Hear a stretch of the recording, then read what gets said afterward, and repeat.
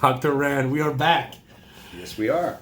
Ask the Doc. Very cool. Brand new questions all over the world. Very, very cool. I'm glad to be back in Santa Monica to see you today. Thanks for lunch. My pleasure. That's awesome. All right, so you got some good questions? I'm just watching you lie about being happy to be back in Santa Monica. You'd much rather be back in Las Vegas, except for this visit. You're getting I love when I come and see you. I always look forward to see you whenever we get together. All right, so question number one is, hey Doc, love the videos. Thank you. I had a question about whether or not to block estrogen using an AI. My current doc thinks it's best to let estrogen go as long as you are not having negative side effects, and I've heard the same said by other online.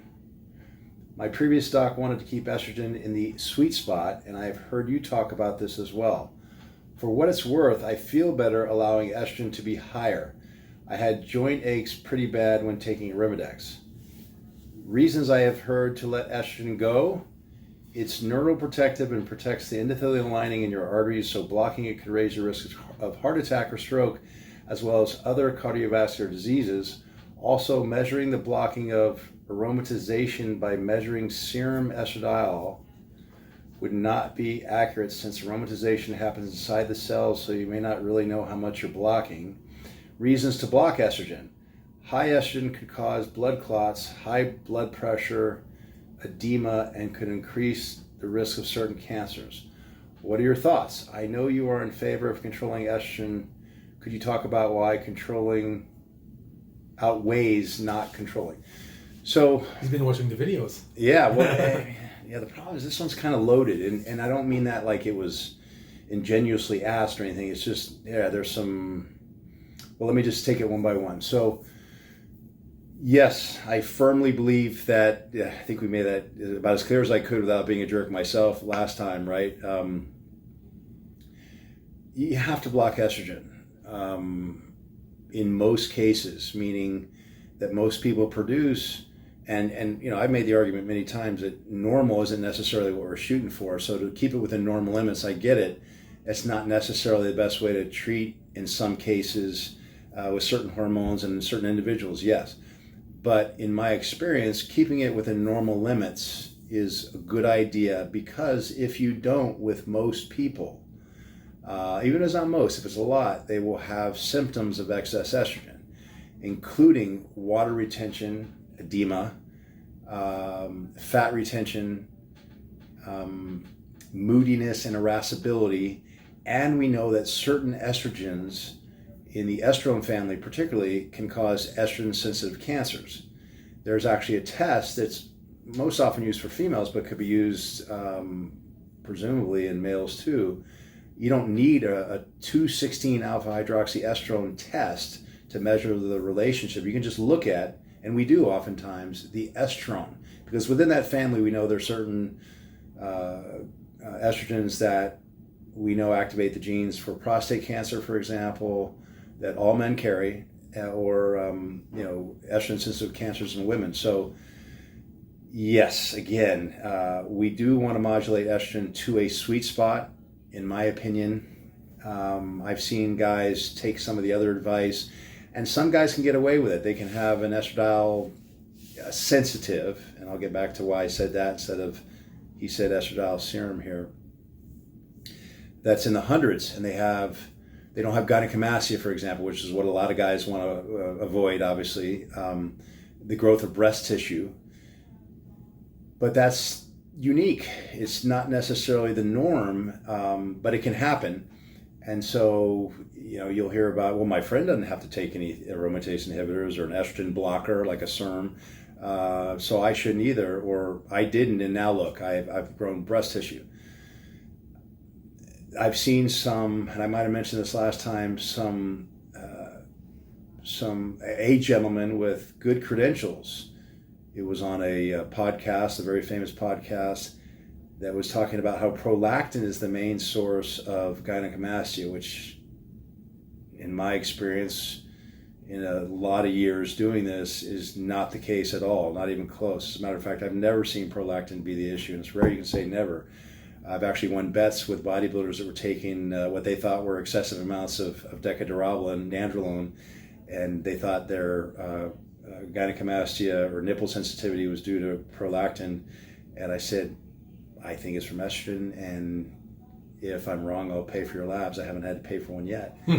So I don't know where some of the stuff gets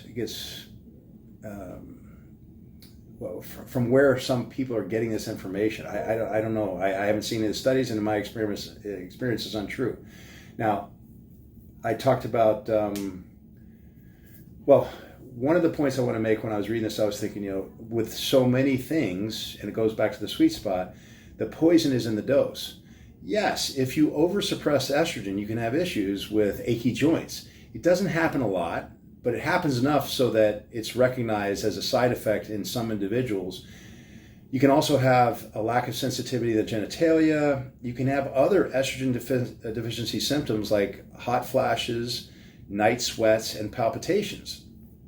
It's not the norm, but it can happen certainly. And with those individuals, you're going to titrate the level of estrogens up a bit. Now, we use estradiol as a surrogate marker for the estrogens, of which we've discovered about 25 or so at this point, maybe more now, I don't know.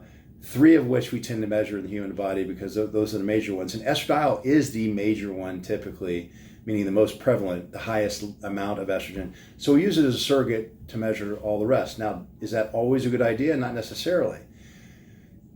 Because some people will be converting a lot of estradiol into estrone. But first and foremost, you can't just look at estradiol serum. That is a measurement typically reserved for measurement of female estrogens because they tend to have a lot more estrogen than males. It's not precise enough to be accurate enough for a male where we're looking for a much smaller number. So I've seen on the same laboratory assays an estradiol sensitive and an estradiol serum, and one was 16, the other was 164. That's how far off, arguably, the estradiol serum can be because it's not precise enough to be accurate. So that might be leading to some of the controversy because you're seeing numbers that aren't accurate, and guys are saying, "Well, look, my estrogen is this high, and I don't have any problems." Yes, it tends to be neuroprotective, as does progesterone and some other hormones. So over-suppressing it could be a problem. Under-suppressing it, though, can also be a problem for what I mentioned, and he mentions, aside from edema, and I mentioned how it could affect, he mentions certain cancers, not necessarily estradiol, and certainly not estriol, but certain estrones, yes, and I won't review all that. I think people know what I'm talking about, but high blood pressure, it could conceivably raise blood pressure because of the third-spaced water. It would be to a minor degree, but you're holding water. That's what you're measuring in the vessels, but even surrounding them and in the cells, maybe it would. I have to go back and review the physics of that, but it could definitely contribute at least a little bit. Blood clots, no. That, I believe, and I'm speculating here, where people are getting this information is from the Women's Health Initiative study that showed there was an 8 in 10,000 increased risk of blood clots, but they were using Premarin. And by the way, this is in women only, the Women's Health Initiative.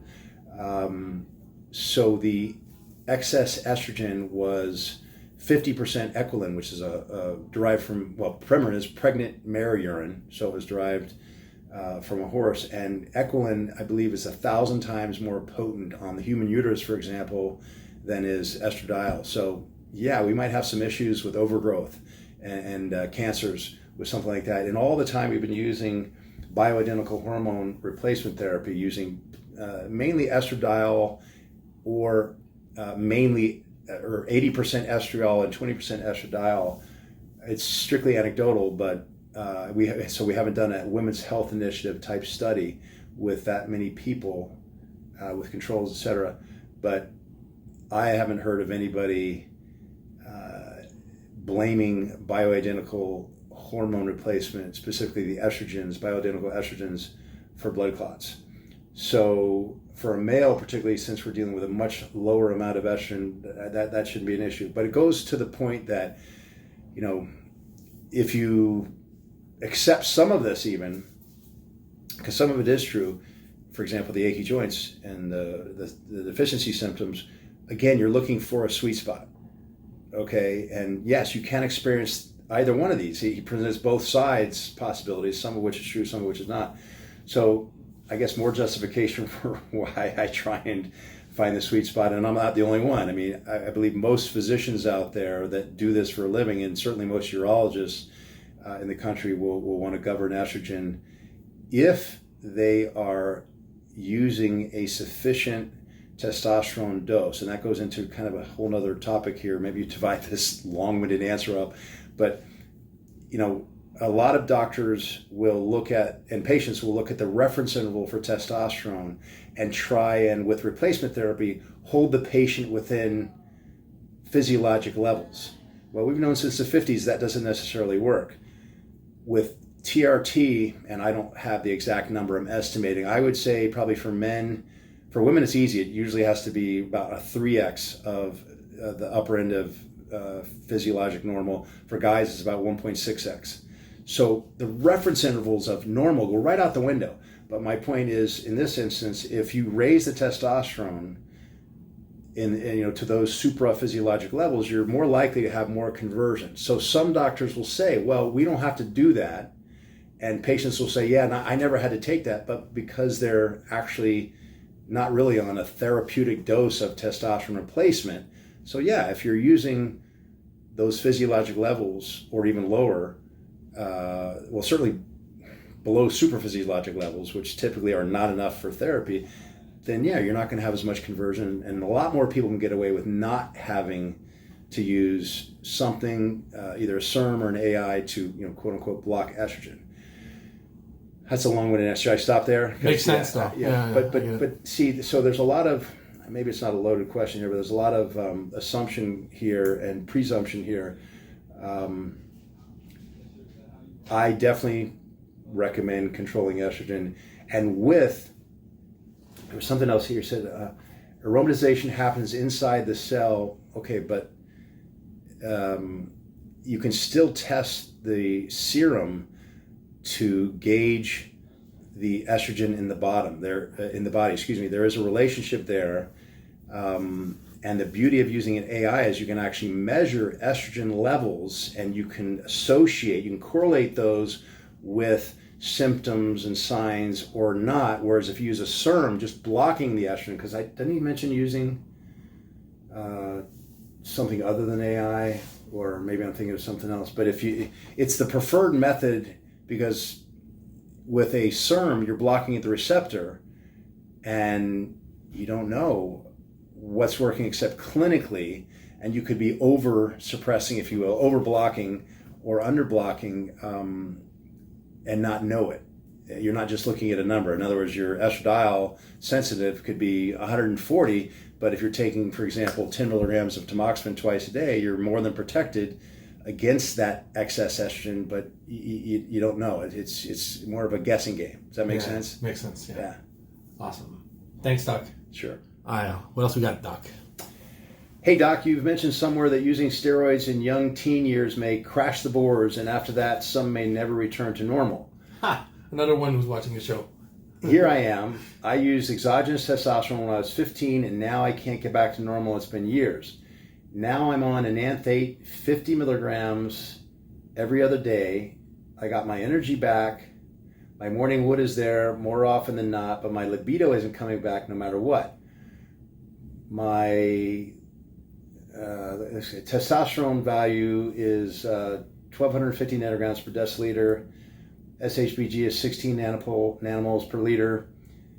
Estradiol is 140 picomoles per liter. Prolactin 160 micrograms per liter. I also use tamoxifen 20 milligrams every day because that stops my gyno from getting worse. My main issue is non-existent libido. How would you fix someone like me, or it's just over with this for me? Hope you respond to this. Thanks. Yeah, okay. How old is he? Well, it doesn't say, but it says he started when he was 15. It's that. Yeah. Again, we say it up front, Yeah. say it during. I can't treat you, and you shouldn't take this as treatment, but this is some information and for consideration as to what it might be, but you should definitely follow up with your doc. Using any sort of hormone, well, let's just focus on these. Using testosterone or an anabolic steroid prior to the complete formation, the establishment of the hypothalamic pituitary adrenal axis, and that's typically, I guess, officially still at age 26, that it's, we used to call it hardwired, now we think it's more softwired, but it's in place and functioning. There won't be any changes to it, major changes. It's gone through the process of development outside of the womb like humans do. We're not born ready to go. There's still development along the way, etc. And if you disrupt that, then sometimes, it doesn't happen that often, but sometimes you can have a problem. And this is, quick segue to, it's not talked about enough in my opinion, but the same thing can happen when giving oral birth control to females. It's been published, it's been mentioned that, while, you don't want to have a child necessarily at age 16, an unexpected one, unplanned one at least, but you may pay for it down the road by using oral birth control instead of a different birth control method because of that, premature use before the HPA axis has been formed. So anyway, that's definitely possible. Are you out of luck at that point? Not necessarily. Oftentimes you can restore the boards by either using something like, and I don't recommend Clomid, but enclomiphene, one of the isomers of Clomid, to indirectly get the pituitary to send a signal to the testicles to make more testosterone, because presumably it's not a primary hypogonadism. I mean, it's not a problem with the testicles, it's a problem with the signals being sent.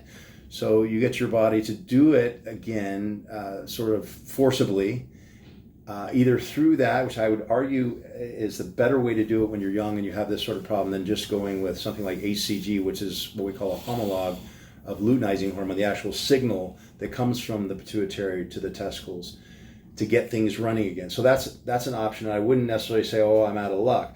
But when it comes to the other numbers here, there's nothing particularly unusual. You didn't mention if E2 was sensitive or serum, but either way, it's I think that, off the top of my head, was that like 32 picograms per milliliter? I'm totally swagging there, but I think that's within normal limits. But again, I don't know if that's the right assay or not. But at any rate, the issue could be that, and we were talking about this in the prior question a bit, if you have a sensitivity to oversuppression of estrogen, we might have to float your estrogen up a little higher.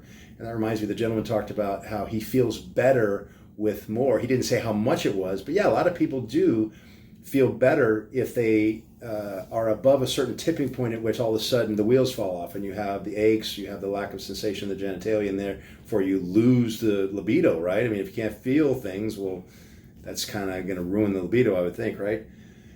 So again, the poisons in the dose, I would consider experimenting with the estrogen to see where you can get to and still stay within normal limits, but maybe restore your libido.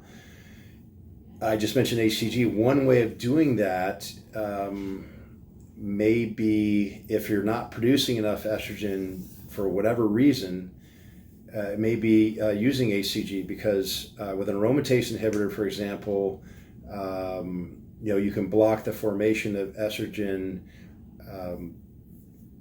that occurs in fat cells, for example, when testosterone is converted, or in the liver. But with HCG, you're actually producing estrogen before it can be stopped. You're making it directly at the testicular level. So a little bit, I'm saying, but it sometimes helps for libido, particularly with guys that are on TRT and using